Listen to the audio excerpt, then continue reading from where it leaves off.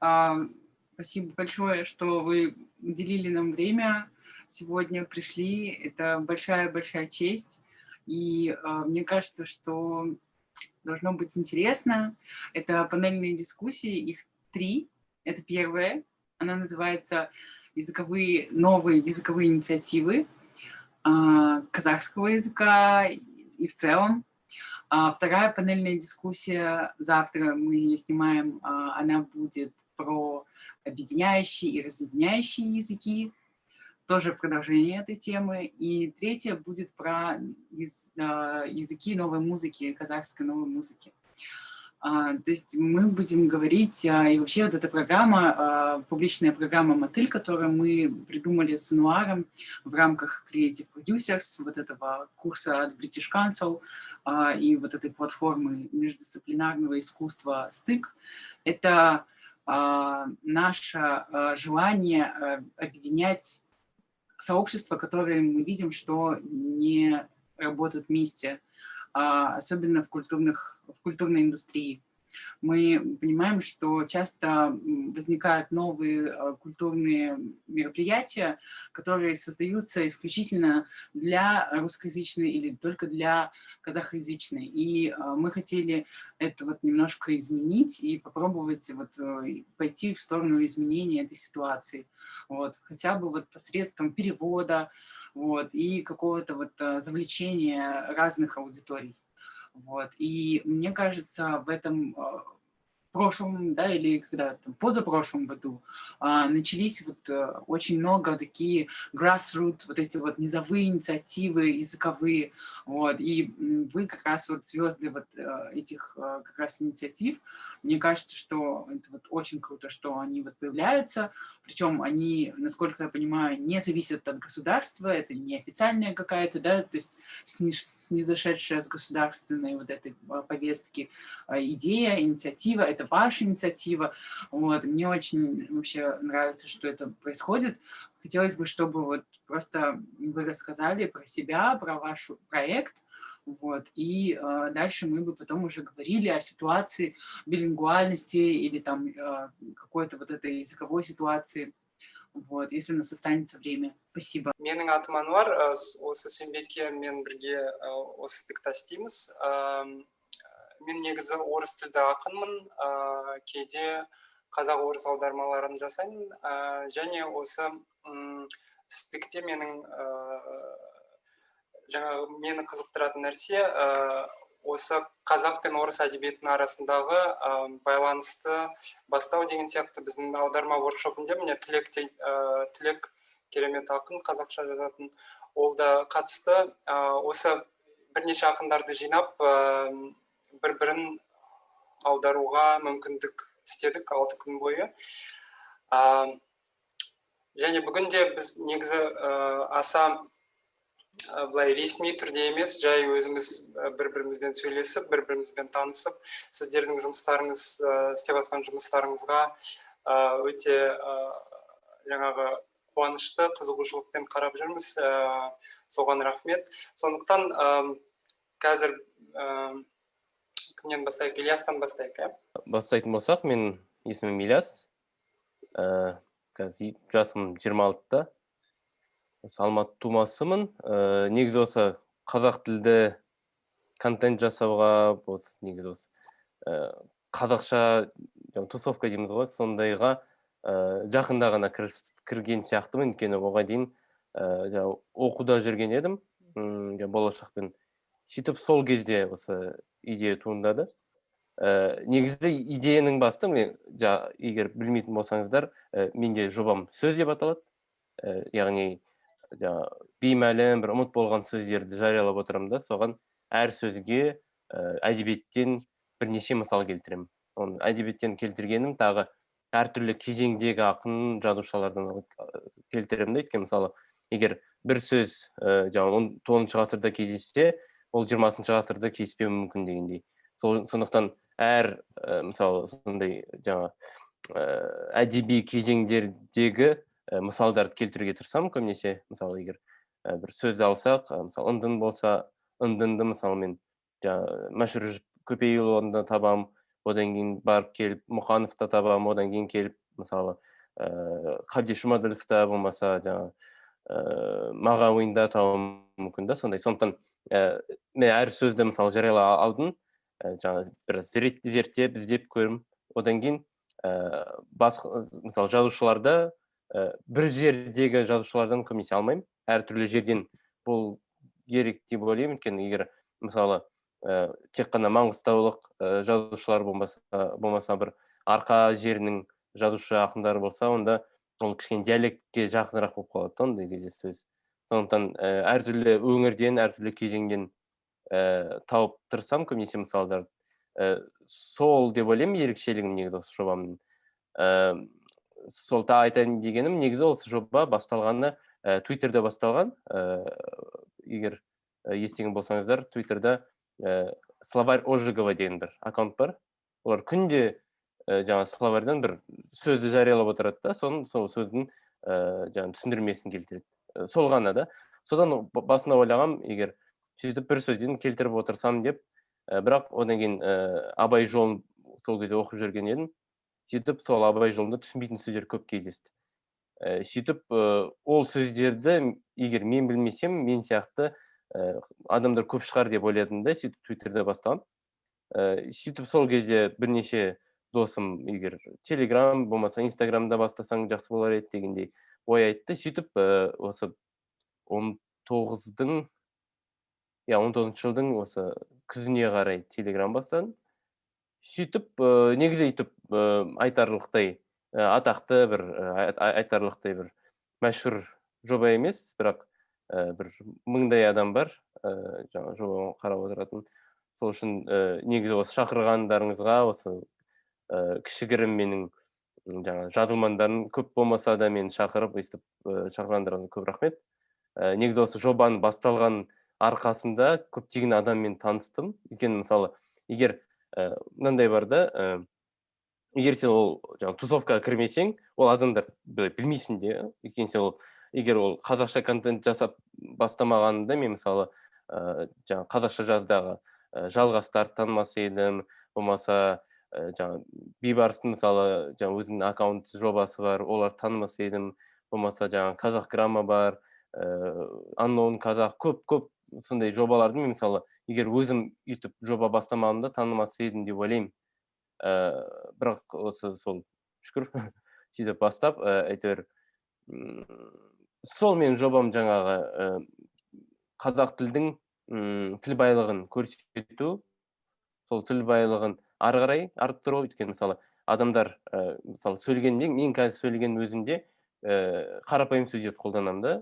Мысалы ондай бір кәдімгідей әдеби сөздерді аз қолданамыз. Сондықтан сол әдеби сөздерді кішкене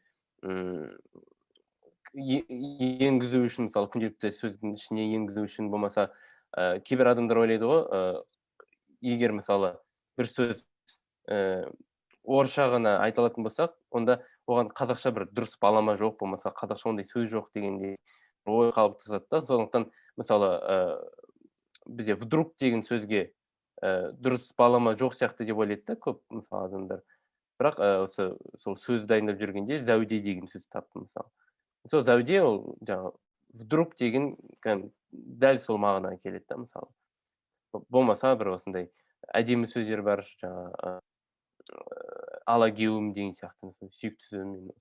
Алагеуім деген жаңағы таңертең күн шығып тұрып, сол кезде бір осындай ымырт болып тұрады ғой, азап күңгірт болып, сондай болып тұрған кезде алагеуім деп. Сондай мысалы әдемі сөздер көп та, соны адамдар көп білмейді.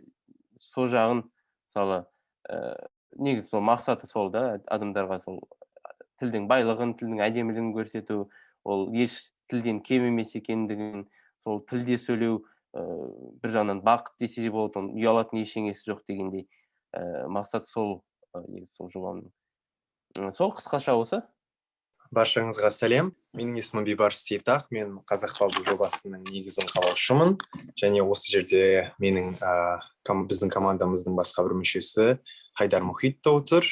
Мен Назарбаев университетінің 4-ші курс студентімін. Бұйырса дипломдық жұмысымды жазып жатырмын. Және менің мамандығым тілтану. департаменттің атауы Linguistics, Literature and Cultures. Мен осы тілтануға бұрыннан осы 4 жыл бойы оқып кетқасын, оны зерттеп келе жатырмын, және бірнеше конференцияға қатыстым, және әрине Қазақстанның контекстінде тіл мәселесі әрдайым өзекті бір мәселелердің бірі. Сондықтан талқылайтын тақырып Қазақстанда, тіл төңірегінде талқылайтын тақырып Қазақстанда ылғи табылады. Сол себептен де сол талқыланатын тақырып табылатын болғасында, мен көбіне жаңағы интернетте неше түрлі пікірлерді байқаймын. Мәселен, әлеуметтік тілтану тұрғысынан зерттеуге болатын мәселелерді байқаймын. Яғни Қазақстанда біз оны жоққа шығара алмаймыз. Қазақстанда тілдік конфликт бар. Яғни адамдардың белгілі бір орыс және қазақ тілдерінің арасындағы, сол тілдерде сөйлейтін адамдардың арасындағы бір-біріне деген кейде түсініспеушілік орын алып жатады. Оны біз жоққа шығара алмаймыз. Ол ағылшынша айтқанда elephant in the room, оны яғни біз талқылауымыз керек, керісінше ашық талқылап, сол мәселенің шешімін бірге ойлап, шешімін табуымыз керек. Сондай-ақ, әрине, Қазақстан қазір 2017 жылдан бастап латын әліпбиіне өзінің көшуін бастады.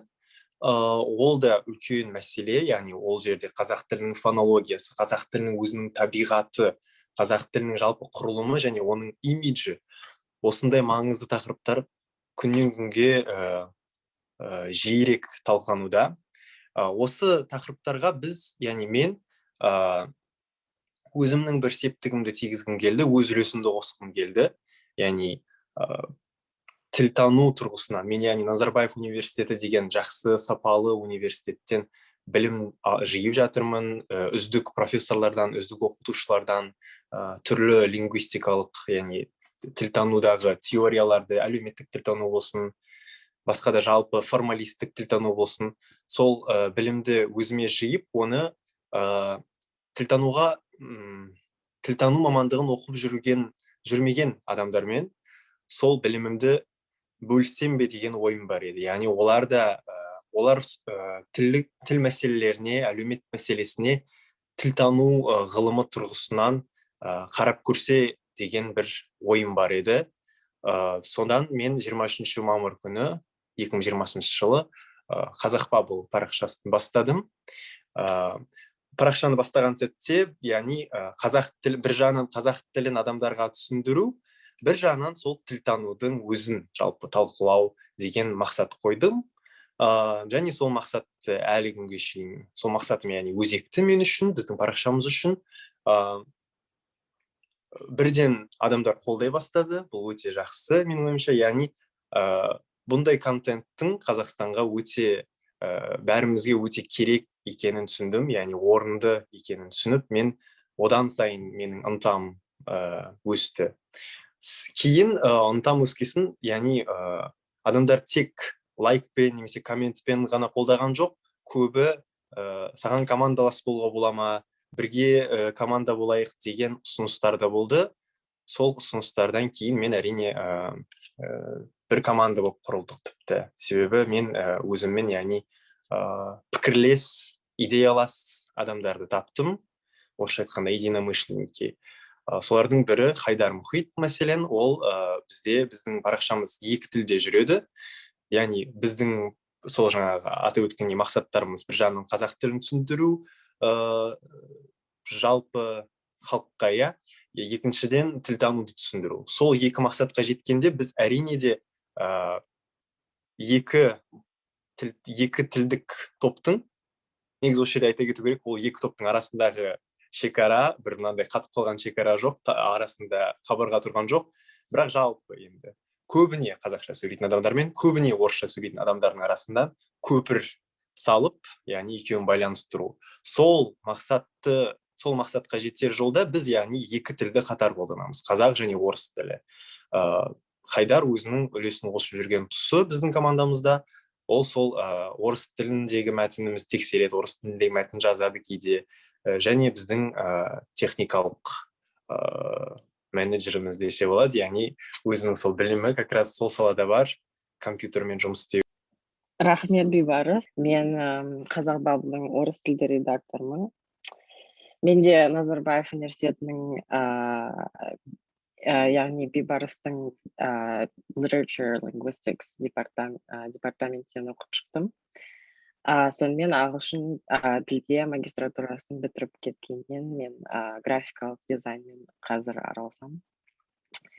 Жалпы мен ағылшын тілі магистрмін және графикалық дизайнермін. Қазақ Бабылда дизайнмен көмек көрсетемін кейбір кездерде, және орыс тілді контентті тексеріп шығамын. Маған Қазақ Бабылдың контенті өте ұнайды. Ерекшеліктердің бірі бұл ғылыми лингвистикалық тәсілі, және де Қазақ Бабыл кейбір кездерде олар біз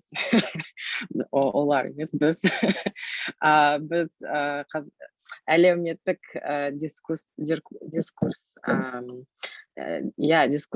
дискурстарда перспективаларды көрсетеміз. Біз анау үкіметтегі хабар деген арналар бар, біз олардың баламасымыз, орысша альтернатива. Біз ағылшын тілде де бізде бір мақала болды, 91 туралы. 91 жайлы біз айтып бердік.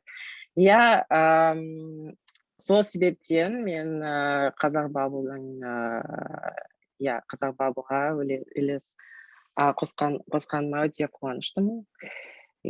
Бізге бір жыл болады ма? 24 мамырда. Бұйырса 23 мамыр. Сәлеметсіз бе? Менің атым Сариалия Рахия қызы, Нутраним. Мен Қылышы жас қозғалысының ұйымдастырушысымын. Және менен басқа біздің қозғалыстағы ұйымдастырушылар саны 11-ден 15-ке дейін. Менің жасым 21-де, Оңтүстік Қазақстан университетінде оқимын. Заң факультетінде биыл университетті бітіремін. Менің дипломдық жұмысымның атауы ол қазақ тілінің құқықтық мәртебесі әлеуметтік желілерде және интернет ресурстарда. Бос уақытында экологияға, феминизмге қатысы бар мәтіндерді аударам және басқа да бір инициативаларға, бастамаларға көмектесемін ақпараттық жағынан. Қозғалысқа тоқталсақ, Қызылша жас қозғалысы 2020 жылдың шілдесінде пайда болған. Және сол кезден бері біз қазақ тілді тұтынушылардың тауар және қызмет туралы ақпаратты қазақ тілінде алуына ықпалымыз тиіп отыр. Жалпы біз өзімізді қазақ тілді тұтынушылардың құқық қорғаушылары деп атаймыз. Және біздің басты принциптеріміз ол мәдениеттілік пен табандылық. Неге табандылық? Себебі Қызылша жас қозғалысы бірнеше әдіспен жұмыс істейді. Оның біріншісі және ең маңыздысы әзірге ол тербеу. Тербеу дегеніміз ол нысан парақшасына барып қазақша ақпарат беруін сұрау. Бұл жерде табандылық өте маңызды, себебі бір реттен көбінесе компаниялар қазақша ақпарат беріп бастамайды. Сол себептен біз әр компанияға 2-ден 10-ға дейін, 15 ретке дейін барып тұрамыз және олардан қазақша ақпарат сұраймыз. Ол қалай болады? Чат әкімшілері аптасына 10-15 нысан таңдайды және сол нысандарға барып біз жүйелі түрде пікір қалдырамыз. Негізгі идеал пікіріміз ол сәлеметсіз бе компания. Мен сіздің тұтынушыңызбын және тауарларыңыз мықты, отбасымызбен тұтынамыз. Барлығы дәм керемет, сапасы жақсы. Бірақ менің анам бұл парақшаға кірген кезде қазақша ақпарат ала алмайды екен. Өзі қазақ тілді болған соң, осы ақпарат оған бір қолжетімді болса екен деймін. Рахмет дейміз, да? сол кезде біз компанияның жауабын күтеміз. Жалпы осылай мәдениетті сыпайы түрде, табанды түрде 200-ге жуық компанияның парақшасының қазақшалануына септігіміз тиді. Және қазақша жас қозғалысының негізгі парақшасынан бөлек бізде Шымкент, Алматы, Шымкент, Атырау, Қарағанды, Тараз, Астана қалаларында аймақтық парақшалар бар. Және қазақша жас қозғалысының Астана қаласындағы өкілі ол халықаралық қазақ тілді қоғамы, білетін боларсыздар. Жалпы бізге осы аймақтық парақшаларды ашуға көмектескен ол біздің белсенділер. Олар өзі келіп, сізге қалай көмектессем болады, осы Шымкент қаласында парақша ашсам болады ма, сізге дизайн жасап берсем болады ма, мәтін жазып берсем болады ма деп бізге қосылып жатады.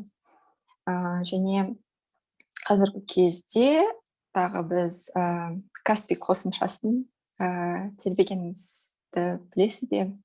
Онда біз Google Play, App Store'ға барып, қосымшаға пікір қалдырып кеттік. Және ол пікірлерде қазақша интерфейс қосуын сұрадық. Одан бөлек тербеушілер Каспи KZ туралы мем жасап, оны өзінің Instagram, Facebook хикаяларына салды. Және осы жерде мен қоңыр шатқа және киелі тезекке көп рахмет айтқым келеді, себебі олар осы тербеуге қатты атсалысты және өте қатты көмектесті.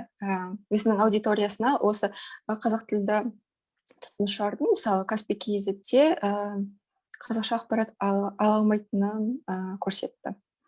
Соған рахмет айтқым келеді. Және қазіргі кезде Каспи қосымшасының жеке парақша, жеке банк, аудармалар, науқандар, парақшалар қазақшаланды. Және енді сіз аударым жасаған кезде дайын хабарламалардың ішінде рахмет, қайтардым, түскі ас үшін деген жаңа сондай тез жауаптар пайда болды.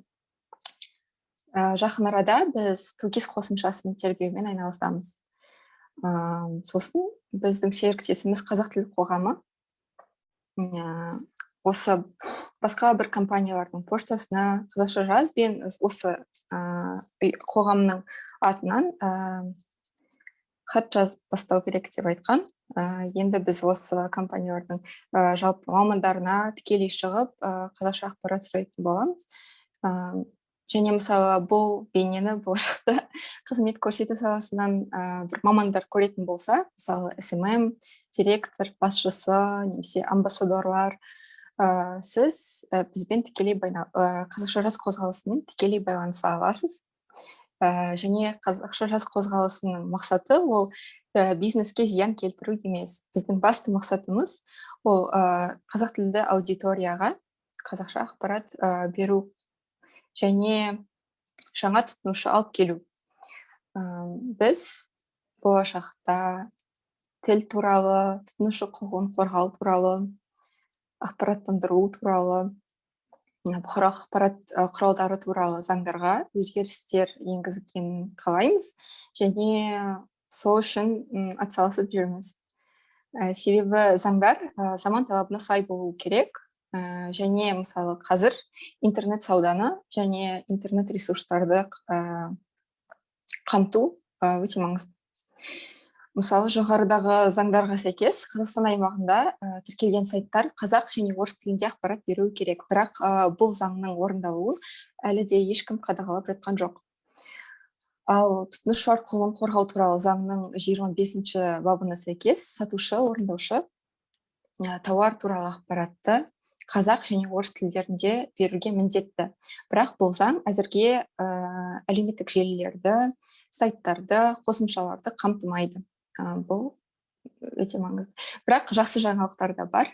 Себебі тіл саясатын жүзеге асыру туралы жоспарда әртүрлі фильмдерге дыбыстама жасау міндеттелген және қосымшалардың барлығында қазақ тілді интерфейс болу керек деген заң шығады болашақта 22-ші жылға дейін. Осы жақсы жаңалық болып тұр. Жалпы айтайын дегенім соңына қарай. Ол тіл құқықтары адам құқықтарынан бөлек санауға болмайды және қазақша ақпарат алу ол біздің құқығымыз. Рахмет. Бәріне сәлем, менің есімім Тілек. Мен ақын, аудармашы, киносценаристпін. Мен өзім туралы қысқаша айта кететін болсам, мен Қытай Халық Республикасы, Шинжаң Ұйғыр автономиялық районында дүниеге келдім. Этникалық қазақ отбасында 2005 жылы Қазақстан Республикасына көшіп келдік отбасымызбен.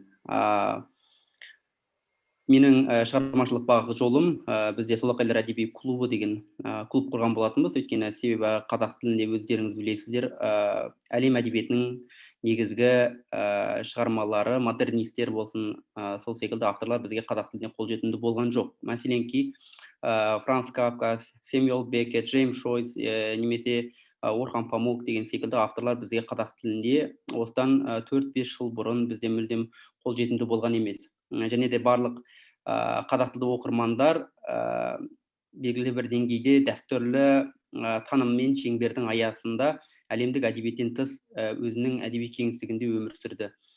Біз Солақайлар әдеби клубы бірнеше аударма саласы мен поэзия саласымен айналысатын жігіттер бас құрап, аудармамен айналыстық. Франц Кафка, сонымен қатар Кудзе, Джеймс Шойц, Моян, Борхес сынды бірнеше батыс авторларының шығармаларын қазақ тіліне тәржімалап, және оны газеттерде және сайт беттерінде, порталдарда жариялап отырдық. Кейінде бұл үрдіс біраз уақытқа созылып, жалғасын тауып, бірнеше кітаптың көлеміндей біздің материалдарымыз жинаған әжептәуір жиналып қалды. Кейінде поэзияда дәстүрлі поэзиядан тыс ақ өлең модернистік формада жігіттер, балалар, қыздар бәрі жиналып өлең жаза бастады. Дәл солай қазақ әдебиетінде Солақайлар әдеби өкілі өзінше жаңа үрдіс болып қалыптасты. Дәл қазіргі уақытта мен семьямызбен бірге, өзіміздің отбасымызбен бірге, жолдасыммен бірге Фредерик Шегіртке деген жобаны құрдық. Ол жобада қазақ тілінде өздеріңіз білесіздер, философия бағытында ақпараттар мүлдем жоқ. Оның ішінде атап айтар болатын болсақ, Фалестен Сократқа дейін, Сократтан Деридаға дейінгі антика философиясы, орта ғасыр философиясы, жаңа дәуір философиясы, осы секілді ақпараттарды қазақ тіліне аударып, біз өзіміздің әлеуметтік желімізде жариялап жатырмыз. Және де біздің бұл жобамыздың маңыздылығы тек қана әлеуметтік желілермен шектелмей, сонымен қатар бүгінде білесіздер, бізде кәдімгі әлеуметтік көзқарас осы бағыттарда дұрыс қалыптасқан жоқ. Сол үшін бізде қазіргі аударма саласында Шегірткенің аясында Мишел Фуко, сонымен қатар Феликс Гваттари, Жиль Дюлез секілді батыс авторларының, постмодернистік теорияның негізгі авторлары, негізгі өкілдерін қазақ тіліне тәржімалап, соны Мартин Хайдеггер секілді авторларды тәржімалап, соны біз қазақ тілді аудиторияға ұсынып жатырмыз. Бұл маңыздылығы не деп сұрайтын болсаңыздар, бұның маңыздылығы білесіздер, қазір қоғамда толеранттылық қалыптасқан жоқ қазақ тілді аудиторияның арасында. Яғни бұл аталған авторлар бізге қазіргі фобия болып көрінетін ксенофобия, гомофобия, феминистік жерге қатысты фобияларға, дәл осындай түрлі жаңағы әлеуметтік қалыптасқан дәстүрлі көзқарастарды толеранттылыққа былайша айтқан кезде үйренуге, сол нәрсеге бастауға өте үлкен септігін тигізеді деп ойлаймыз. Осы бағытта біздің жасап жатқан жұмыстарымыз өзінің жаңағыдай үрдісіне түсіп жатыр. Негізгі бағытымыз осы. Енді сіздің сұрақтарыңыз болса бір-біріңізге, мен мысалы бірінші бастасам болатын шығар, осындай сұрақ туындады. Жаңа Али айтып кеткендей, қазақ тілінің мәртебесі, заңды түрдегі мәртебесі, құқығы деген сияқты. Қазіргі кезде мемлекет, сіздердің ойыңызша мемлекет бұл жаңа қазақ тілін дамыту, әртүрлі жаңағы осы қозғалыстар пайда болуына көмектесіп жатыр ма, жоқ керісінше кедергі істеп жатыр ма бұл үдерістерге, тіл үдерістеріне жаңа болып жатқан? Жалпы мемлекет тарапынан бізге әзірге ешқандай көмек түспеді, бірақ болашақта мысалы қазақ тілі қоғамындағы бір менеджер әйел бар. Ол қазақша жас қозғалысының да бір мүшесі. Және оның тіл туралы заңның жұмыс тобында болуы бізге үлкен бір көмек болатын сияқты болашақта. Біздің көтеріп жатқан мәселелерді ол да сол жаққа қарай жеткізе алады деп ойлаймын. Және осы тіл саясатын іске асыру туралы жоспар керемет ішіндегі заттар, бірақ интернетке қосымшаларға сәл көбірек көңіл бөлсе екен деп ойлаймын. Себебі қазір біздің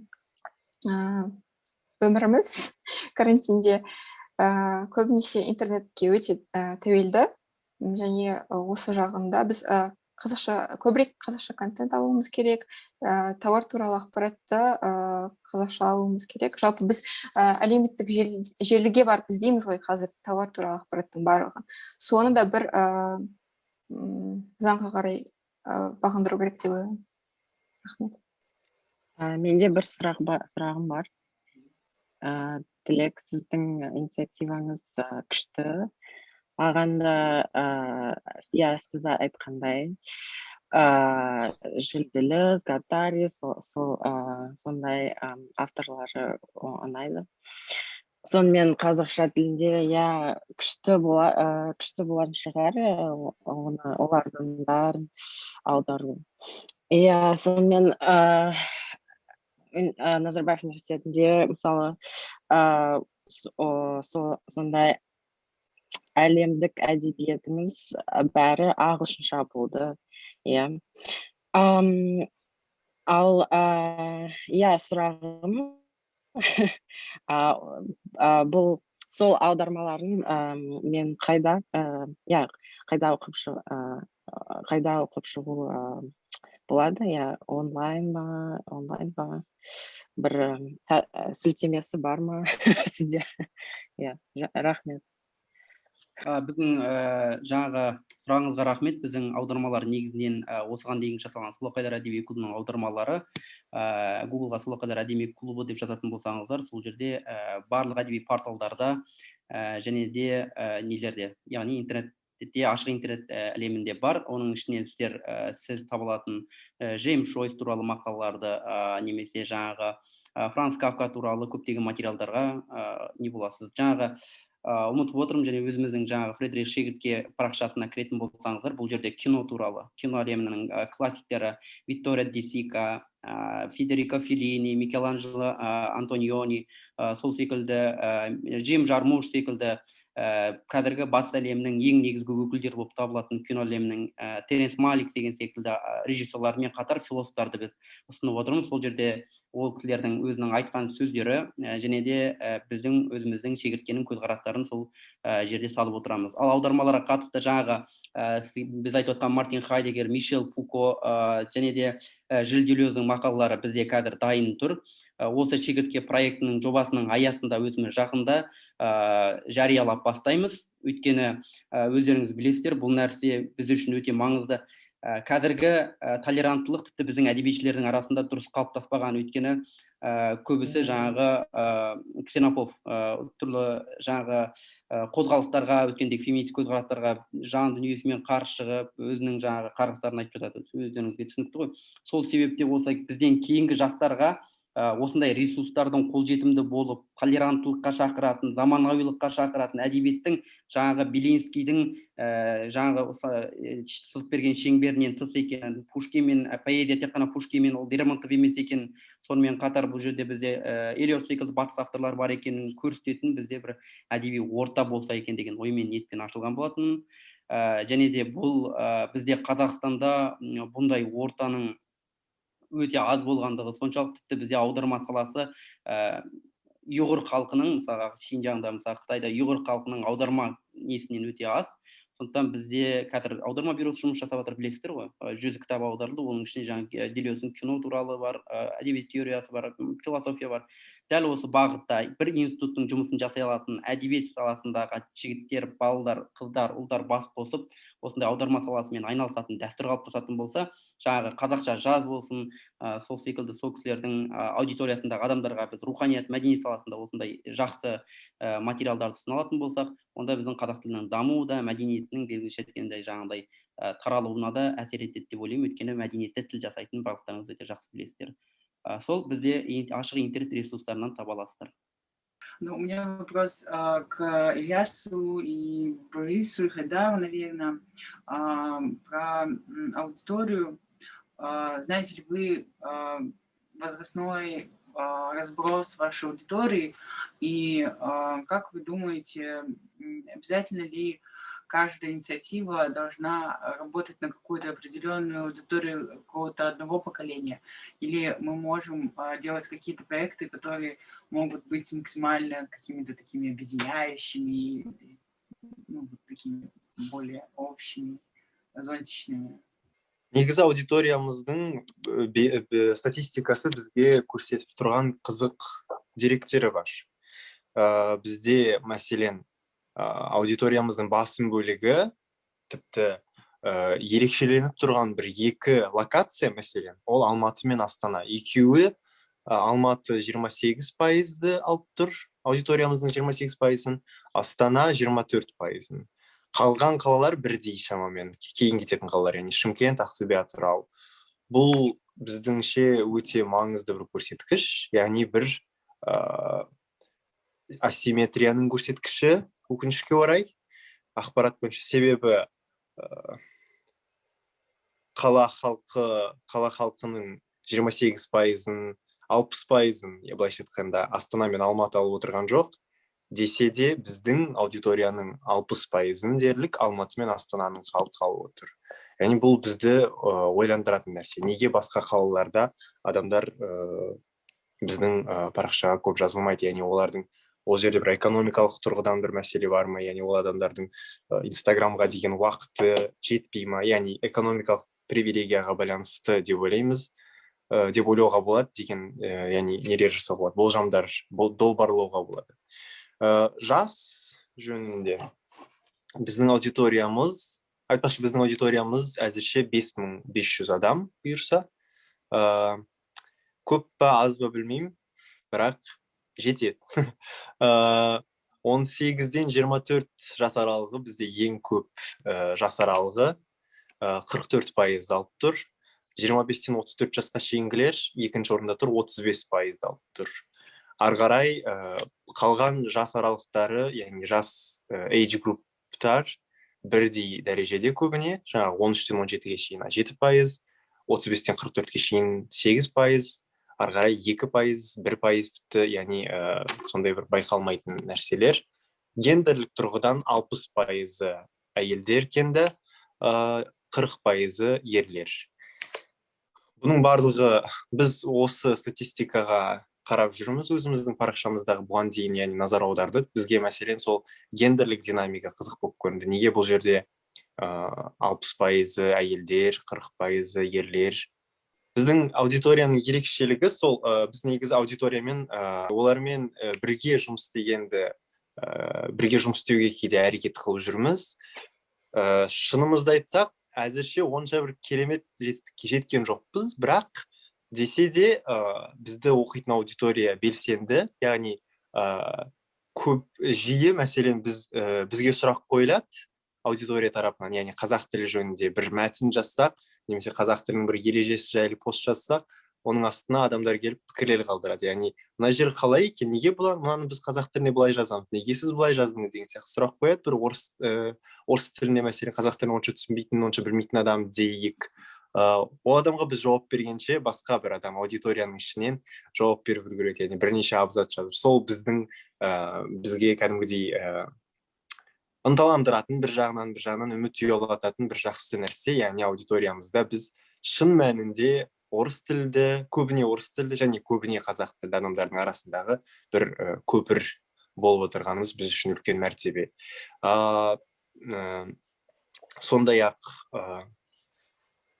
аудиториямызбен бірге жұмыс істегенде, мәселен, біз аудиторияның tweet up деген айдарымыз бар. Сол айдардың аясында біз адамдар, яғни біздің аудиториямыздың мүшелері өздеріне ұнайтын кітаптар, қазақ тіліндегі романдар, повестер, хикаяттар, әңгімелер, немесе тіпті фильмдер мен музыкаға өздерінің рецензиясын бөлісе алады. сондай бір айдарымыз бар, сол мақсатпен шығарылған. Рахмет. Рахмет. Менде сұрағым тілекке сұрақ бар. Тілек, жаңа сенің айтып кеткен жобаң керемет, жаңағы батыс авторларын аударып жатырсың, оны біз білеміз, аударған кезде осы біздің жас авторлар оқыса, басқаша жазады деген үміт бар, иә. Содан кейін жаңағы бір дәстүрлі әдебиеттен шыға алатындай деген үміт бар. Сол жаңағы аудармаларды оқыса, бірақ бұл жерде мен сұрағым мынандайда, мысалы сендер жасап жатқан жұмысты басқа ешкім жасап жатқан жоқ. Және олай болса, онда сендерге баға да беретін ешкім жоқ қой, иә? Сол аударма істеп жатқан кезде сендер неге қарайсыңдар? Жаңағы сапалы болу үшін және қандай проблемалар бар?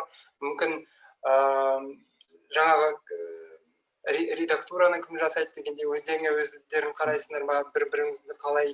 Сол қандай критерий бар, сол сапаның, аударманың сапалы болуының қандай критерийлері бар, және сол аударма кезінде қандай кедергіге кезігесіздер, жаңағы тілдің кедергісі кейде болады, кейде тіл жетпей қалады, немесе бір жаңа түсініктер қазақ тілінде болмаған, немесе қазақ қоғамында болмаған жаңа түсініктерді қалай жай енгізе саласыздар ма, сол формада жоқ басқаша істейсіз ба, соны айтып берсең кішкене.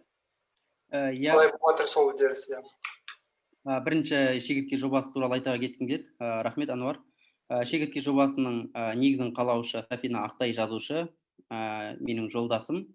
Біз екеуміз осы жоба аясында жұмыс жасап жатырмыз, және де жақында жаңағы осы аудармалардың сапасына байланысты болсын пікірлер, жақында өзіміздің жекелеген сайтымыз ашылған кезде, сол кезде көптеген осындай сұрақтар туындауы мүмкін. Және де сапасына қатысты айтып отқан жаңағы жұмыс жасау барысында, аударма жасау барысында біз мысалға постмодернизм теориялық негізгі авторларын аударатын болсақ, мәселен Бодриярдың бір шығармасын аудару керек болатын болса, біз осыған дейін аударылған аударма саласымен жұмыс жасаған Бекет Нұржанов пен Әуезхан Қодар, Жанат Баймұхамедов деген кісілер бар. Қазақта постмодернизмді алғаш рет алып келіп таныстырған кісілер. Сол кісілермен қатар жақында осы аударма бюросының 100 кітабы жарық көрді. Калькасыз грамматиканың жаңағы авторы Назгүл Қожабекқызы сол жерде редактор болып жұмыс жасады, барлықтарыңыз білесіздер. Сол жерде түрлі редакторлардың қазақша баламаларын белгілеген түсіндірме сөздері болады. Жаңа оқытатын болсақ философиядан. Біз осы Бекет Нұржановтың жаңа кітабы, Әуезхан Қодардың аудармалары, сосын мына қазіргі аударма бюросының түсініктемелеріне қарап, соларды салыстырып көреміз. Мәселен, осындай бір қиындыққа ұшыраған сөз бізде экстаз деген сөз болды. Экстаз деген сөзді Бодриярдың жаңағы енгізген сөзі есіру деп айтқан, қазақша аударған есіру, яғни сұлулықтың есіру ол мода, немесе өтіріктің есіру, жаңағы шындықтың есіру өтірік деген сияқты сондай бір нелер, ақиқаттың есіру өтірікке айналатындай түрлі қызықты сөздер бар, симуляцияға қатысты айтылған сөздер. Осы сөздерді біз аудармаларға, әрине ол аудармада көптеген қателіктер жіберіледі, бұл әсіресе философия бағытында болғандықтан оны түпнұсқадан аударудың өзі өте қиындық тудырады. Сондықтан біз мейлінше қазақ тіліне түсінікті жеткізуге тырысамыз. Сосын осы сөздерді жаңағы есіру деген секілді түсініксіз сөздер енген кезде жаңағы постмодернистік структуралистер мен постструктуралистердің мәтіндері өте қазақ дүниетанымына өте түсініксіз болып шығады. Осы нәрсемен жетілдіру үшін біз қосымша түсініктеме сөздерді беруге тырысамыз. Ал жаңағы кедергілер өте көп. Және қазір біздің өзіміздің жіберіп жатқан қателіктеріміз болуы мүмкін. Оған арнайы редактор жасауға біздің жаңағы материалды қажеттілігі біздің шамамыз жетпейді. Сондықтан біз бұл жерде ерікті түрде арналып жатқандықтан, біздің ешқандай спонсорымыз болмағандықтан, біздің жоқтан бар жақсы дейді, құр отырғанша осылай жұмыс жасап, қателіктерімізді болашақта ақырын түзетіп, жаңағыдай болашақта осындай қателіктер жібермеуге жұмыс жасаймыз деп ойлаймыз. Қателіктер болатын болса, бізге көмектесетін адамдар болатын болса, оған ешқандай қарсылығымыз жоқ. оқыған оқырман оны өзі көре жатар деп ойлаймыз. Ал аудиторияға келетін болсақ, бізде аудитория өте көп емес, өйткені философиясының аудиториясы ешқашан болған емес. Осыған дейін Францияда ғана болған болуы мүмкін, кім Жан-Поль Сартрдың кезінде. Ал енді Қазақстанда Мартин Хайдеггерді оқып жатқан, Ницшенің философиясын оқып жатқан бізде адамдар өте аз. Бірақ бұнда тағы бір сұрақ туады, осы жаңа істеп жатқан жұмыстың ешқандай ақшасыз, несіз істеп жатсыңдар. Мемлекетке жаңағы бір қолдау сұрауға бардыңыздар ма, жоқ, ол керек па сізге, жоқ керек жоқ па? Мемлекет негізі ондай заттарға қызыға ма, жаңағы былайша ойласаң керемет сияқты ғой, неше түрлі жаңағы институттарға, нелерге осындай кітаптарды шығару, осындай аудармаларды шығару деген негізі қызық болу керек сияқты, бірақ солай ма мемлекет үшін? Біздің әдеби клуб туралы осыған дейінгі жазушылар одағы өте жақсы біледі. Және де білесіздер, Қазақстанда әдебиет той секілді өтеді, мүшәйралар, конкурстар, мысалға, немесе жаңағыдай әдеби конференциялар, жаңағы ауыл аймақтағы әдебиетті көтеру, ауыл аграрлық әдебиет аясында жасалатын дүние, жаңағыдай тойлар, осылардың барлығы бізге әлем әдебиетін насихаттауға көп күш салмайды. Өйткені біріншіден біздің қазақ әдебиеті енді аз ұлттардың комплексі өте, кішкене ұлттардың комплекстері өте үлкен болады ғой. Сол себепті де қазақ әдебиетінің негізгі жаңағы қарт өкілдері өздерін өте жоғары бағалайды. Сондықтан қазақ әдебиетіне, әлемдік әдебиетінің авторларын аударуға деген күш көп салынып жатқан жоқ. Егер де күш салыну керек еді, негізінен бізге әлемнің 20 ғасырдың ең ұлы романдары деп аталатын ең ықпалды романдар, Джеймс Джойстың Улисі, Кафканың жаңағы процесі, сонымен қатар Мартел Прустың жаңағыдай жоғалған уақытты іздеу романы аударылған жоқ. Сонымен қатар Сэмюэл Беккет болсын, жаңа біз айтып отқан авторлар, былайша айтқан кезде битниктер болсын, барлығы бізде қазақ тілінде жоқ. Оған үкімет осыған дейін айналысқан аудармалардың сапасы өте төмен болып шықты. Мәдениет саласы бойынша әлемдік ой сана деген сериямен шыққан кітаптарды атақты профессорларға тапсырған, олар жаңағы студенттеріне тапсырма ретінде беріп, аударма өте калька шыққан, өте сәтсіз шыққан. Солай біздің мемлекеттің ақшасы жемқорлықтың несінің кесірінен осындай сәтсіз жобалар шыққан. Бірақ енді ішінде сәтті жобалар бар. Жаңағы біз атап өткен Әуезхан Қодар, бұл енді философия бағытында, әдебиет бағытында жұмыстар болашақта енді жасалу керек деп ойлаймыз. Бұған менің ойымша ерікті адамдар кірісуі керек. Өйткені әдебиет ол жаңағыдай шынайы ерікті түрде жасалғанда ғана, әдебиетшілер аш болғанда ғана ол белгілі бір деңгейде жұмыс жасалу керек. Бірінші, адамда ерікті түрде қалау болу керек секілді, пайда табудан қарағанда. Сондықтан біздің осыған дейін жасалған жұмыстарымыз біздің жеке өзімізге тәжірибе болып келді, тәжірибе болды. Өйткені мысалға Элиоттың шығармаларын аудару арқылы өзіміздің поэзиямыздың жаңа қырларын аштық. Аполлинер, Бодлер сол секілді, Траклдың өлеңдері осы біздің жеке шығармашылығымызға әсер етті, ықпалын тигізді, және көп қателіктер жібердік. Сол қателіктерді практика жүзінде әлі де түзетіп келе жатырмыз, және де болашақта осы нәрсені жалғаса беретін деп ойлаймыз. Ал қолдаулар болып жататын болса, болашақта бұл тіптен жақсы болады. Мысалға, Жанат Баймұхамедов деген бізде автор болған, француз тілдерін, неміс тілдерін, ағылшын тілдерін еркін меңгерген.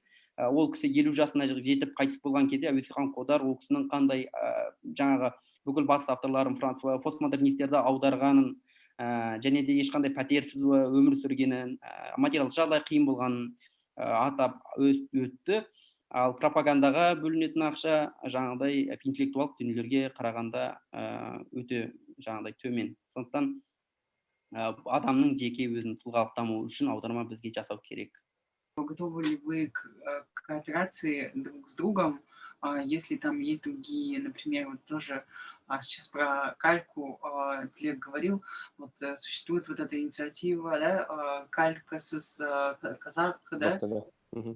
Вот они есть, и вот казаграмма есть, и еще, и то есть и новые появляются, вот с нами сегодня не присутствует новая инициатива, там Тухэр, кажется, называется, вот еще девушки, то есть постоянно вот, мне кажется, вот это сейчас растет, да, вот желание заниматься вот эту language justice, вот у нас сейчас здесь, Вот. И насколько вот, если мы просто можем объединяться, ну, то есть есть вообще такое желание между вами. Насчет закона о языке, насколько вам помогает этот закон?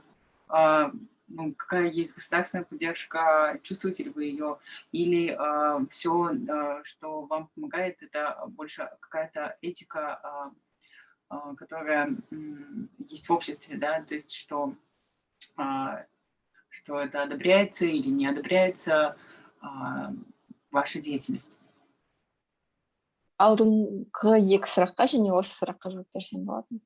Біріншіден, қазақша жас қозғалысы әрдайым басқа да бір тілдік бастамаларға қолдау көрсетеді, және егер сіздің жобаңызға қолдау керек болса, онда әкімшілерге жаза берсеңіз болады. Біз барынша қолдауға тырысамыз. Репост жасаймыз ба, білмеймін, бір чаттағыларға осы бір бастамалар туралы айтамыз ба, солай? Я бейбарыс етіп жатыр. Шын дейді. Сосын, екіншіден, мен мысалы қазақша жас қозғалысын ары қарай дамытқым келеді, жай ғана осы желімен ғана шектелмей. Себебі болашақта егер тіл туралы заң шықса, және интернет сауда толығымен осы біздің жасап жатқан нәрселерімізді қамтыса, оны өздігінен орындай алса, онда біз тек қуанамыз. Біздің жалпы қозғалыстың мақсаты ол қозғалысты жабу. Қозғалыстың мақсаты толық орындалу керек. Сол кезде біз жұмысымызды тоқтатамыз. Бірақ менің ойымша болашақта біз әртүрлі компанияларға барып, осы тұтынушылар құқығы жайлы әртүрлі бір ағартушылық жұмыстар өткізуге болады. Себебі, мысалы, сіз байқайтын шығарсыз, желіде жиі бейнероликтер таралып отырады. Бір адамдар барып қазақ тілінде бір қызмет көрсеткенін қаласа, оған дөрекі жауап беріп, немесе қазақ тілінде сөйлей алмайтын қызметкер тұрған кезде, ол сіз менің құқығымды шектеп тұрсыз деп жауап беруі мүмкін. Бірақ негізінде осы заттарды бір реттеп алу үшін ағартушылық жұмыстар өткізетін бір адамдар керек. Және ол адамдардың ішінде заңгерлер болу керек, әртүрлі бизнес саласындағы мамандар керек. Жалпы осындай бір топ құрып, әртүрлі компанияларға ары қарай өзінің бизнесін дамытуға көмектессек деген бір ойым бар. Және тіл туралы заң сіздің белсенділігіңізге көмектеседі ме? Әлде сіз этикаға ғана жүгінесіз бе? Жалпы біз ешқандай заңға жүгінбейміз. Себебі бізді заң қорғамайды, біздің істеп жатқан жұмысымызға қатысты заң жоқ. Сол себепті біз осы компанияларға олардың қазақ тілді тұтынушылары бар екен, олардың көп екенін түсіндіреміз. Және соларға да бір қолжетімді нәрсе жасауын сұраймыз. Әзірге бұл жақсы жұмыс істеп тұр, бұл тактика дейміз. Бірақ ұзаққа бармайтын сияқты, себебі осы Ильяс айтып отқандай, біздің де жұмысымыз, оқуымыз бар, және біз ұзақ уақыт бойы онымен айналыса алмаймыз. Бізге мемлекет тарапынан бір көмек болса, біз оған қолына келісер едік. Бірақ заң жүзінде ғана жалпы қаржыландыруға мәжбүр емеспіз, бәрі жақсы. Болашақта біз өзіміздің, мысалы, тәуелсіздік, экономикалық тәуелсіздігімізді жоғалтқымыз келмейді, бірақ заң тарапынан бізге көмек болса, онда керемет болар еді. Рахмет. Бір тағы қосайын деген негізі айтып едім ғой, жаңа айтып өткендей, Open Алматыға обращение дейді ғой, соны шағын ретінде жазғанда, сол әрқашан мемлекеттік тіл туралы заңды тиек етемін да көбінесе. Сіздер міндеттісіздер деп. Сонда сол жағынан көмектеседі негізі, өйткені ол міндеттеу, бір жағынан өйткені біздің кейбір әкімшілік, госаппарат дейміз ғой, сол әкімдікте отыратындар тек қана заң тілін түсінеді көбінесе. Сондықтан сол заң тілі болғаны бізге үлкен көмек негізі, өйткені басқалай былай сөйлессең, егер этика нетіп, қазақпыз ғой деген сияқты бір айтатын болса, ол көбінесе аргумент ретінде келмейді да. Сен заңды айтсаң, ол кезде заңның өзінің бір жаңағы жауапкершілігі бар, оны жасамаса артынан бір тексеруші бар дегендей сонда ғана түсінеді. Сондықтан мысалы ол заңның болғаны қазіргінің өзінде, қазіргінің осы заңның түрі болғанымен соның өзі жақсы да, тіпті осы. Бірақ кейбір енді өзінің бір өзінің қателіктері, бұрыс жақтары бар енді заңның. Енді ол қайтып дұрыстап жазу керек деген жаңа Әлиян айтпақшы, сол жаңа виртуалды кеңістіктегі заңдарды түзеу керек дегенде ол түзетулер көп керек, бірақ қазіргінің өзінде ол үлкен көмек негізі, өйткені кейбір кезде сол заң тілін ғана түсінеді. Содан кейін мен қазір осы пользуясь случаем болып өкінішке орай мен осы кету керек болып жатыр қазіргі кезде. Осы ыстық онлайн және осы Сенбеке, Ануар, осында жиналған Тілек, Хайдар, Бибарыс, Әлия, көп рахмет сіздерге. Осы беттеріңізден қайтпаңыздар. Жолдарымыз бәріміздің жолдарымыз ашық болсын. Сол бұйырса одан әрі қазақ тілі мәртебесін осы негізі тілдік теңдікті орнатып, осы тілдік теңдікке бұйырса жетіп отырайық. Сол көп рахмет. Менде бір сұрақ бар еді, ең басында Бибарыс айтты, жаңағы қазақ тілді және орыс тілді көбінесе орыс тілді, көбінесе қазақ тілді адамдардың немесе сол екі ортаның арасында бір қақтығыс бар деген затты. Соны сұрағым келді, сол қақтығыстың кішкене ашсаңыз, бұл қақтығыс неде? Көріністері қандай деген. Яғни лингвистикалық қақтығыс дегенімде ол қоғамдағы, яғни осыған дейін біз онсында талқылап кеткен мәселен кешіріңіздер, онлайнның несі, онлайн деген қандай құдайдың соры. Яғни қақтығыс деген өзін интернетте де, интернет кеңістігінде де көрінісін табуда. Яғни ол микроагрессия деңгейінде көрініс табуы мүмкін. Мәселен, комментарийлерде интернетте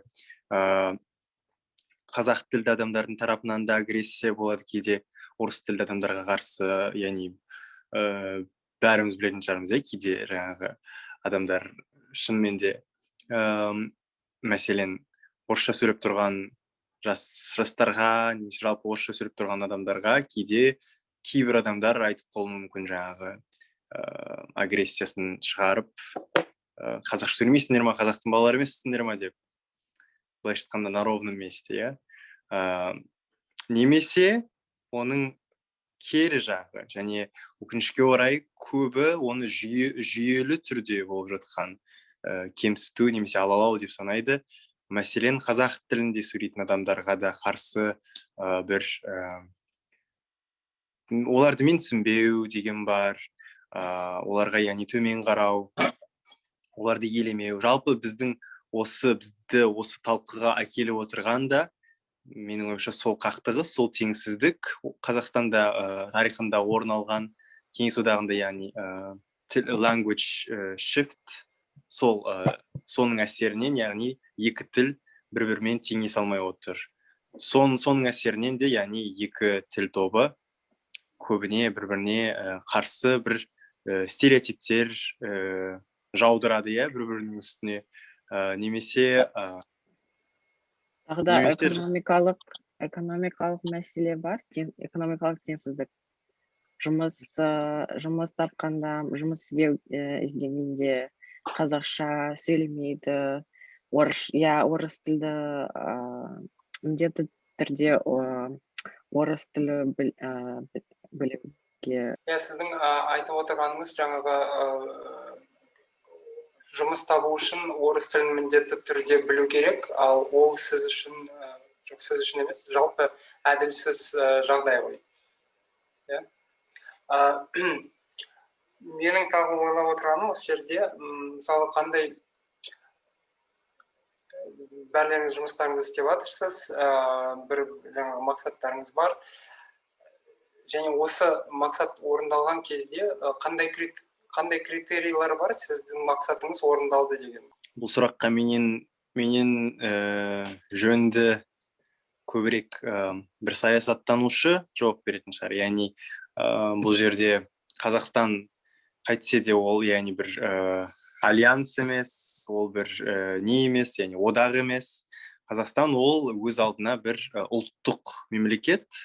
Ұлттық мемлекеттер әлем бойынша осы қателеспесем 19-20 ғасырларда жиілеп, әсіресе жиілеп пайда бола бастады. Соның бірі Қазақстан. Белгілі бір ұлт аясында құрылған бір мемлекет, сондай әкімшілік бірлік, және көбіне ол яғни қайтсе де ол көп жағдайда сондай бір ортақ тілге, ортақ мәдениет аясында ортақталуға не де болса әкеліп соғатын бір сондай концепт. Яғни сол саясаттанушылардан сұрап көру керек деп ойлаймын. Яғни Қазақстанда болашақта мәселен қазақ тілі және яғни бір мемлекеттік тіл барлық адамдар сөйлейтін, қолданатын, және бір халықаралық тіл яғни болу керек пе? Яғни басқа көптеген мемлекеттерде қазір солай, иә. Францияда француз тілі мен ағылшын тілі, Түркияда түрік тілі мен ағылшын тілі. Бірақ біздің тобымыздың мақсаты, біз әзірше олай тым алысқа жоспарлап отырған жоқпыз. Біздің мақсатымыз сол теңдікке жету. Өзіңіз айтқандай, сол Қазақстандағы тілдік қақтығыстың азаюы біз үшін жетістік болар еді. Яғни теңдікке жақындауымыз, қол жеткізуіміз тіпті. Түсінікті. Онда мынандай сұрақ шығады да, осындай ойларыңызбен, осындай әрекеттеріңізбен ұлтшыл деген критикаға кезігесіз ба? Және оған қалай жауап бере аласыз? Кезігеміз, әрине кезігеміз. Бұл жерде біздің айтқымыз келетіні, менің ойымша, ұлтшыл деген түсініктің өзін жаңа айтып кеткендей саясаттанушы арамызда болу керек сияқты. Негізі шынымен де өте маңызды тақырып, сіздің қойып отырған сұрағыңыз маған өте ұнайтын тақырып. Мен бұны бір саясаттанушымен шынымен де өзім талқылағым келіп жүрген. Яғни ұлттық мемлекет деген түсінік ол жалпы не, ұлтшылдық деген не? Себебі ұлтшылдық деген түсініктің өзі, соның өзін андай деконстракт дейді ғой, яғни талдауымыз керек, оның ішінде не жатыр, ол деген не? Себебі біз былайша айтқанда негізі ұлтшылдық ол бір әрине ешқандай far right немесе бір ұйымдарды қолдап тұрған жоқпын, бірақ мен айтып тұрғаным статус-квоның өзі, яғни біздің қазіргі бүгінгі таңдағы статус-кво, оның өзі негізі ұлтшылдыққа негізделген статус-кво онсыз да. Яғни Қазақстан деген мемлекеттің болуы бұл әлемде, ол да бір ұлтшылдықтың көрініс табуы, ол да бір өз алдына ұлтшылдық, национализмнің несі. Оны біз айтуымыз мүмкін, бір ол этник национализм болады, civic nationalism деген бөлек нәрсе, яғни ол қазақстандық identity. Біреу айтады, ол қазақстандық национализм, ол қазақ национализмнан бөлек, яғни. Бірақ ақыр аяғында бүкіл әлемдік experience, тәжірибеміз көрсетіп тұрғандай, ақыр аяғында бәрібір екеуінің арасы, екі радикал нәрсе емес, бинарлық нәрсе емес, яғни мынау мүлде бөлек нәрсе, civic nationalism, etnik nationalism мүлде бөлек нәрсе. Арасында бәрібір байланыс болып жатады, яғни үш қайнаса сорпасы қосылмайтын нәрселер емес бұлар. Егіз ұғым. Сондықтан мен егер бізді ұлтшыл деп атаса, сол түсінікті бізге түсіндіріп берулерін сұрар едім, мәселен. Яғни ұлтшыл деген кім ол сонда? Біз не істеп тұрмыз сонда, мәселен? Біз тіпті біреу шынымен де Қазақстанда қазақ тілі ғана болу керек деген мәселені көтерер болса, ол жерде де оны ұлтшыл деп атай салып қана, оның пікірін біз дискредитацияға ұшырата алмаймыз деп ойлаймын, мәселен. Яғни ол жерде біз қазбалауымыз керек. Неге ол ойлап тұр? Неге ол оны әділетті ой деп санап тұр? Бұл жерде мүмкін Хайдардың білімі менікінен әлде қайда зор деп ойлаймын. Әсіресе саяси пәлсапа төңірегінде. Қосарың бар болса, қоссаң болады. Пәлсапа деген тақырыптарға кішкене қиын қазақша сөйлеуге маған. Кешіріңіз. Вообще считается, что есть критика в плане националист, нацпат. Также я вижу критику, допустим, в плане Запад или там Китай или там Россия, то есть вот эти все значения, да, они друг другу противопоставлены. Допустим, ты либо нацпат, как казах, либо ты продался там Западу, либо ты продался Китаю, либо ты продался России, и видя вот эти вот все категории, да, кажется, что эти все категории просто используются. Если мы пронаблюдаем это, мы это видим, допустим, в таких обыденных ситуациях или там в онлайн-дискуссиях, что мы друг другу вот эти вот категории кидаем, мы этими категориями кидаемся, да, когда возникает какой-то спор. И, как мне кажется, это тот факт, что мы эти слова используем и атакуем друг друга таким образом, а может даже не атакуем, а просто, допустим, называем друг друга таким образом. Это все объясняется тем, что Казахстан, да, сейчас имеет вот такие вот политические отношения. Казахстан, как Бибарыс сказал, да, Казахстан обосновался в 90-х годах, вот после СССР, как nation state, то есть улучшил мемлекет, улттық мемлекет. И в этом плане, конечно, будут вот эти вот... И еще, принимая во внимание нашу историю колониализма и экономические давления, которые происходят, допустим, неравные отношения в плане того, что неравные экономические отношения с Россией, неравные экономические отношения с Западом, неравные экономические отношения с Китаем, а также классовые различия внутри страны, допустим. По-моему, вот казахоязычные инициативы как раз сейчас поднимаются, потому что казахоязычный средний класс сейчас выходит, больше, получается, уже видимости создается. И мне кажется, почему Казах Бабл и другие инициативы такие классные, это потому что вот все вот эти группы, да, могут вместе, даже если это, допустим, ссора какая-то, или, допустим, если это конфликт, это тоже хорошо, потому что мы можем узнать, как люди испытывают этот мир, как люди живут в этом государстве, и как им хочется, допустим, себя идентифицировать, да. И эти все темы, они показывают, что Казахстан на данный момент, вот после 30 лет, с того момента, как образовалось государство, как Казахстан вот эти все разные влияния переживает внутри себя. И поэтому, мне кажется, вот эти все категории, они не показывают на самом деле, что какой-то человек является вот националистом или... Потому что, есть, конечно же, разные политические группы, да, которые существуют в Казахстане, которые там себя таким образом называют. Но если мы говорим вот в плане обыденных ситуаций, где мы так друг друга называем, то мне кажется, это просто показатель, да, как я уже говорила, это просто показатель того, что мы сейчас вот эти вот разные политические отношения переживаем и как мы их пытаемся как-то в себя в голове структурировать, да. На самом деле, конечно, если это вот систематически, да, в плане вот политических отношений, а сами мы как личности, мы не можем быть чисто националистами, если мы просто говорим о важности казахского языка. Или мы не можем быть, допустим, прозападными там людьми, если мы просто поднимаем тему там ЛГБТ, не знаю. Вот эти все разные категории, они специально каким-то образом так политически используются, да, для того, чтобы вот этот конфликт там усилить. А на самом деле мы просто...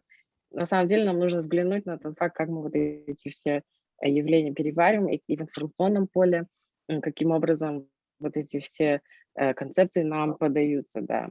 Поэтому так важно поддерживать независимые попытки дискуссий публичных, а не там те, которые даются государством, потому что там только одна линия, да, повествования. А вот среди обычных людей мы должны всегда вот эти вот темы поднимать и пытаться каким-то образом дискутировать между собой. Вот.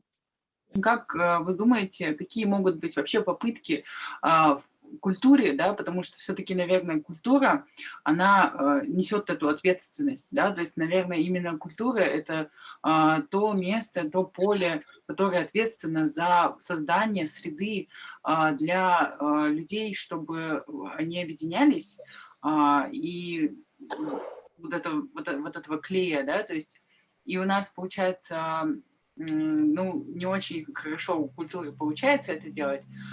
Так какие вообще, вы думаете, могут быть попытки у нашей культуры делать вот такие объединяющие именно среду создавать для казахстанцев, всех казахстанцев, ну, желательно всех, то есть не только, да, даже билингвальных, билингвов, да, то есть не только разделенных, которые только говорят по-русски или только по-казахски, не только шала или нагыз, но как бы вообще еще других национальностей. То есть есть ли что-то такое, что может нас всех объединять сейчас? И как эту среду создавать, чтобы она была, ну, вот, с казахским языком, включая казахский язык? Осы сұрақ бойынша мен мынандай бір өзімнің саламда жауап бергім келеді. Сіз өзіңіз жақсы білесіз, Бекет Нұржанов Әуезхан Қодар деген кісі болды. Ол кісі Тамыр журналының негізін қалады, солай ғой. Бұл кісінің ерекшелігі, бұл кісі қазақ тілінде де, орыс тілінде де мәдениетті насихаттады. Мәселен, Бекет Нұржановпен жаңағы атап айтқан батыс авторларының шығармаларын қазақ тіліне аударса, бірігіп, Жанатбай Мұхаметов, сонымен Аслан Жақсылықов деген кісілермен бірге екі тілді, қос тілді мәдениет адамдарын басын біріктіріп жұмыстар жасады. Яғни сол кісімен үзіліп қалған секілді, осы Әуезхан Қодар өмірден қайтқаннан кейін сол үрдіс үзіліп қалған секілді. Өйткені осыған дейін қазақ тілді аудиторияда тек қана қазақ тілді орта қалыптастырса, кейін Әуезхан Қодар осыны екі тілді, қос тілді ортаға айналдырды. Ендігі біздің мақсат осы мәдениет саласында басы біріктіретін болса, екі тілді ортаның ондай болатын болса, онда жаңағы біз айтып отқан екі тілді ортаның бір-бірімен тіл табысуы жүзеге асады деп ойлаймын. Бұл жаңағы ақырын-ақырын жүзеге асып келе жатыр. Өйткені қазақ тілді аудиторияда қазір Димаш бар деген секілді, жаңағы 91 сол секілді өнер адамдары басы бірігіп жатыр. Молданазар қазақ тілді аудитория мен орыс тілді аудитория. Бұл әдебиетте де, мәдениетте де және жүзеге аса беретін болса, бұл екі тілді ортаның арасында байланыс болатын секілді. Менің ойымша. Мен солай ойлаймын. Жаңағы ұлтшылдыққа қатысты дүниеге мен жауап бере кеткім келеді, себебі мәдениеті тіл жасайды ғой. Мәдениеті тіл жасайды. Егер де біз тілімізден бас тартатын болсақ, онда біз мәдениеттен де бас тартамыз. Ал мәдениеттен бас тарту ол ұлттың бір тұтастығынан, мемлекеттің бір тұтастығын жоғалтады. Сондықтан бұл жерде толерантты ұлтшылдық деген болу керек деп ойлаймын. Фашистік емес әрине. Шовинистік емес, толерантты ұлтшылдық. Сонда біздің немізде, мемлекетімізде қос тарапта да бір-біріне ешқандай не болмайды сияқты, агрессия болмайтын секілді. Мен солай ойлаймын. Сіздің жауабыңызға байланысты жаңа мәдениетте қос тілді орта қалыптастыру керек. Осы нәрсемен жұмыс жасау керек деп ойлаймын. Өйткені екеуі бір-бірін танымайды. Мысалы, Әнуар Дүйсенбиновті, Ербол Жұмағұловты, Қанат Омарды, жаңағы кімді, Иван Бекетовті, Павел Баниковті біз енді танып жатырмыз. Сол арқылы біз қазақ тіліне аударып жатырмыз, орыс тілді, қазақ тілді аудитория солай танысып жатыр. Керісінше Рамиль Ниязовтар, Анастасиялар бізді аудару арқылы бізді орыс тілді аудитория танып жатыр. Осылай бір-бірімен байланыс орнату керек деп ойлаймын өз басым. Рахмет сіздерге.